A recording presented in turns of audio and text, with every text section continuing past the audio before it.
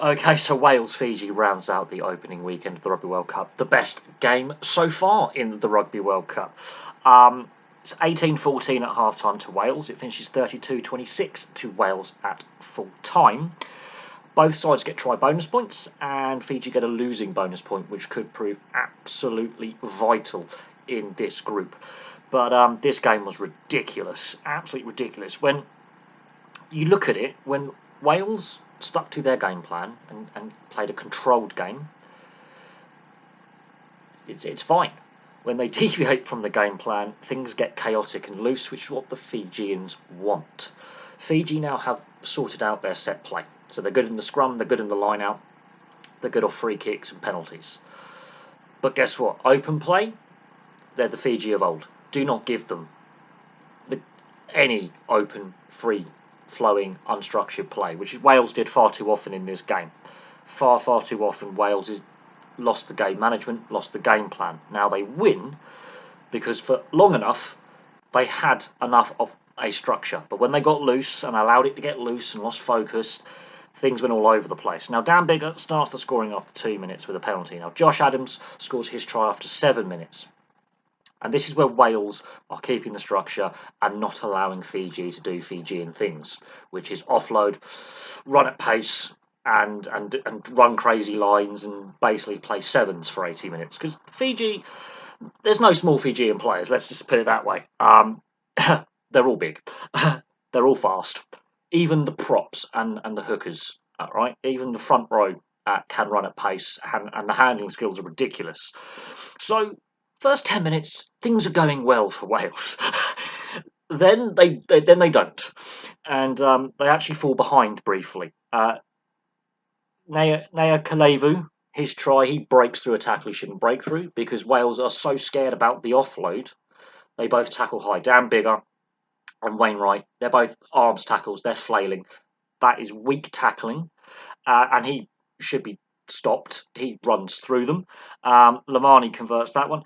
Taki Avalu, his try, that's ridiculous support play from a flanker who could play on the wing. Semi Radradra is not a centre, he is a winger. Watch him in the NRL days. He was a brutal ball runner for Parramatta.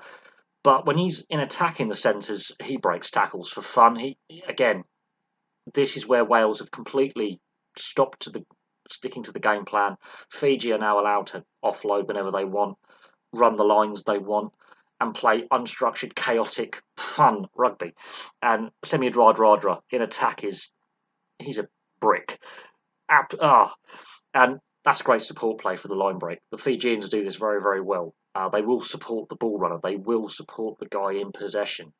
It doesn't matter who the player is, because of their successful sevens program that they've had for decades. Their handling skills are ridiculous, and there's also a rugby league background with Radradra and some of these other players as well. They'll play league, they'll play union, they'll play sevens, they'll play rugby league nines. Their handling skills are ridiculous, so they take the lead. Now, Dan Biggar's penalty on 24 minutes is crucial. It's a calmer. It calms the nerves.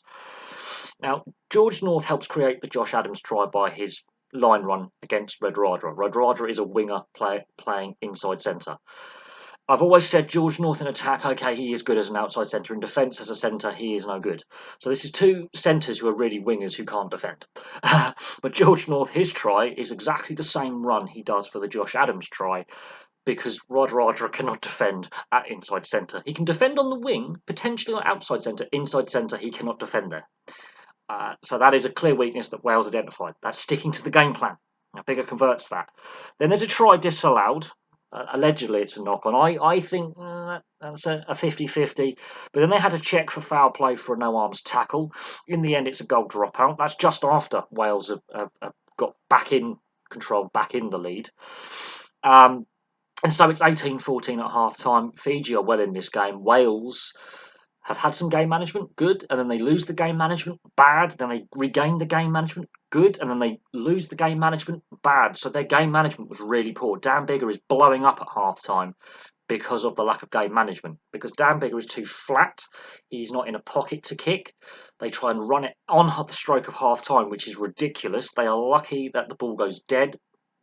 Dan Biggar has exploded. He basically was abusing George North for most of the game. And every time George North is the poor guy knocking the ball on or making a mistake, and he's screaming at him. And there were several instances of that. Dan Biggar not happy with the lack of game management, but he's the fly half. He should be deeper in that pocket. But you can see it all may not be happy in the Welsh camp, because Dan Biggar blowing up like that is a sign that this is a side under pressure. Anyway, it's half time. Breathless first half. Fiji are full value for money, and I think they could get out of this pool. Start of the second half, Wales have control again. They are controlling the play. They have got the game management back. Rhys-Sammit's try comes from a crossfield kick from a flanker. That should be a damn bigger crossfield kick. So, okay, we can say it's a pretty good kick, and ultimately they get the try. They get it to Rhys-Sammit. He's not had a lot of ball. He scores. But they are starting to control the game again. Now, the Taki Valu sin bin, okay, he pulls down the rolling ball. That's on 65 minutes. Within the first phase, straight off that, Elliot Dee scores his try on 66 minutes, and that is the bonus point for Wales. Dan Biggar converts. That is the end of the Welsh scoring. They are in control at this point. So there's a sin bin. Fiji are down to 14, but within a few minutes, Domachescu's just come on. It's repeat infringements. They've been warned, and when Taki Valu's, before his sin bin and before Elliot Dee's try, this is where the game is won for Wales with their goal line defence. But they have been given a team warning about repeat infringements. Repeat infringements. That goal line defence for about 10 minutes of under siege, including when they do get down the other end. The maul's brought down, the sin bin. That period just before that goal line defence has won them the game. It almost cost them the game later on. Again, the repeat infringements and Fiji just throwing the kitchen sink and half a volcano at them, because Fiji has volcanoes, by the way. Just thought I'd get that geographical thing in. Domachescu, silly penalties give away. There has been a team warning. He was down the other end defending. That's a coach killer. After that, Wales have no control. They've lost the game management. Dan Biggar's hobbled, and it's just pure siege. And they keep giving away penalties. Tuivasa scores his try in 73 minutes. Ravai has a try disallowed for a double movement. That is a 50-50, debatable. Then there is the bonus point try. Didn't see who got that, because there's a pile of bodies, because this is just keep it tight, under the jumper, smash them. Wales lost the game management. They had no game management. They are holding on. Now, Radradra, he's gone out to the wing. If he catches that ball, he's going to run under the posts. Even on the wing, he'll run over the line. He'll cut the angle down. So, Taylor, who is now gone back into kicking duties after Lemeni's gone off. Oh, it's gone down literally to the final pass. It has gone down to the final pass. Ridiculous. If Radradra holds on to that ball, Fiji win. That is. It's come down to literally the final phase, the final pass, because Wales. I mean, I don't know what Williams is doing, but he kicks it out on the full, and so they just invite pressure. They just invite pressure. They couldn't get out for the last 10 minutes. They could not get out of their 22. They had lost the game management. They had lost the plot. Fiji just threw everything. Half the Pacific Ocean probably at it.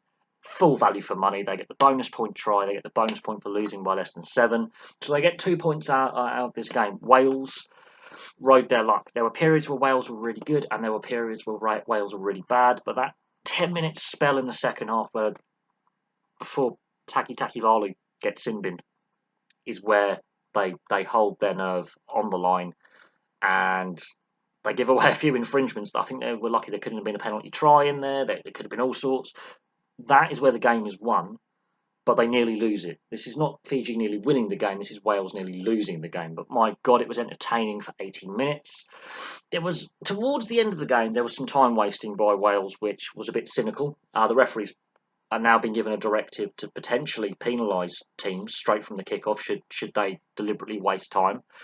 They were using delaying tactics, cynical delaying tactics, because that's a team under pressure. They had no answer for the last 10, 12 minutes to what Fiji were doing. But they did enough when they did have good game management with Dan Biggar to win the game. They backed their defence for 12 minutes. However, at points in this game, their defence went missing. That blitz in the first half by Fiji for the 2 tries. And they just, even when they're defending on that line for that long, the discipline was going as well. So they've held on for the win. But I think Fiji can take more out of this game in defeat, positive, than Wales can in victory. Because Fiji did a lot of the things well. Their set piece was fantastic. Their scrum, their line out. I think they only lost 1 line out. 2 areas of perceived weakness of Fiji is not a weakness anymore. Yeah, a little bit of Fijian indiscipline with pulling down the maul. I think they got a bit frustrated they didn't score in that period of dominance. I mean, if they go over there in that 10-12 minute period, I think Wales lose the game. That's where Wales win the game. But I think Fiji can take a lot out of this game in defeat. I think they can really build upon that for the rest of the pool stage. Wales, I have some concerns about Wales, even though they've won. It was a backs-to-the-wall job.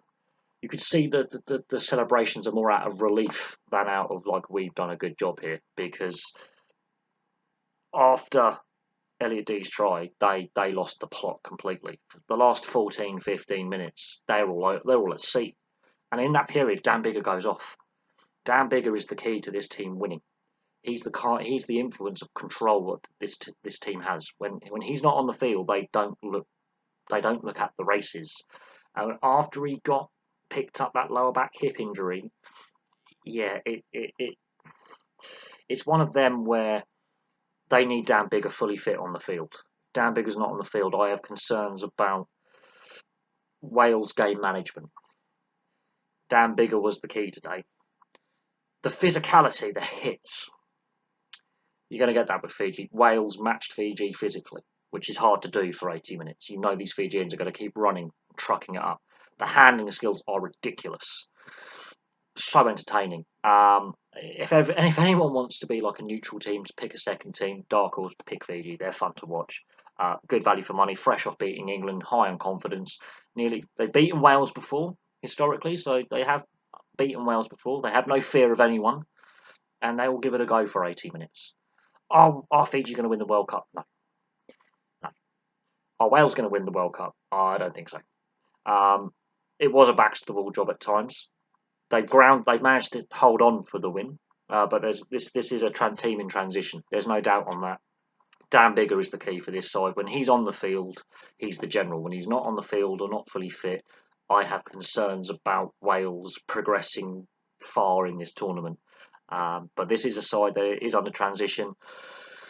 Fitness has been an issue with Wales. Warren Gatland, has after Wayne Pivac mentioned that fitness was a massive concern. The Wayne Pivac era fitness and discipline was a concern. The Six Nations didn't go well. The warm-up games were mixed, but I think Wales are in for a tough World Cup. They can take a fair bit out of we held our own on our line under severe pressure. But towards the end of the game, they lost all game management and lost direction. Fiji can be exceptionally proud of their efforts in defeat. Fantastic game. I don't want to be too critical of either side. Fantastic game. Really entertaining. On another day, Fiji win that. And on another day, Wales could have looked at not just an upset, which, if you look at the rankings, Fiji are actually ranked above Wales. So this was truly a very equal contest.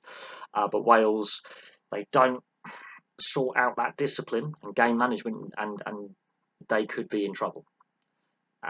Fiji, I think, could be very dangerous, and those that try bonus point and losing bonus point could be highly valuable come the end of the pool stage. But anyway, for now, thank you very much for watching. Place your thoughts in the comments section below, and I'll have some more content for you very, very soon.